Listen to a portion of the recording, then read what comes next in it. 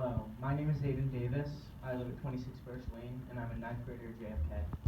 At every opportunity, I've involved myself with student government in order to make positive changes. Most of the time, I did not win a position because I wasn't able to get enough votes. In 5th, 6th, 7th, and 9th grade, I ran for grade president and lost. The only student government position I have ever held was Matlin co-president, which only happened because the race ended in a tie. I was never bitter about losing, because I understand the reality of how student government should work. This is why I believe the changes to the student government instituted at the high school are harmful and somewhat dangerous.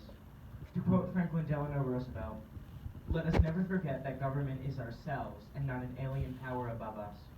The ultimate rulers of our democracy are not a president and government officials, but the voters. If people are not voting for who they want to represent them, how can we be sure that their interests are being represented?"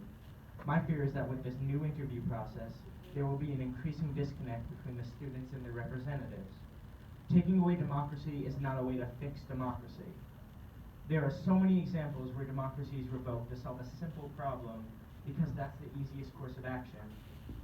We cannot take the easy way out. We have to fight for what is right. This issue is bigger than anyone in this room right now, whether they know it or not. We cannot make a system balanced just for the sake of being fair. This is high school, where people need to learn that not everything will be handed to them on a silver platter. They need to work for it. If we instill in the minds of our students that democracy is not necessary, imagine the implications that will have when they get into the real world and start contributing to our society.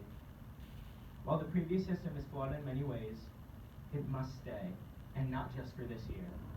We shouldn't give positions just to people who the current officers think are experienced, because that closes the door on anyone not in a special group who wants to make a difference. People complain about the old system being a popularity contest, while dismissing that actual politics is all about being relatable and likable. Another crucial aspect of student government, making a speech, is also being removed in the future. Our leaders must appeal to the people, not be appointed through a system that the student body overwhelmingly disagrees with. I commend the leaders of student government for considering putting this decision up to a referendum in order to make sure we are preserving the will of the people. However, I am standing before you to request that the new student government constitution at JFK be explored to see if it instills the values that we want to teach our students: democracy, freedom, and self-growth. There are plenty of ways to solve this issue, and we can't give up on what we have. Thank you.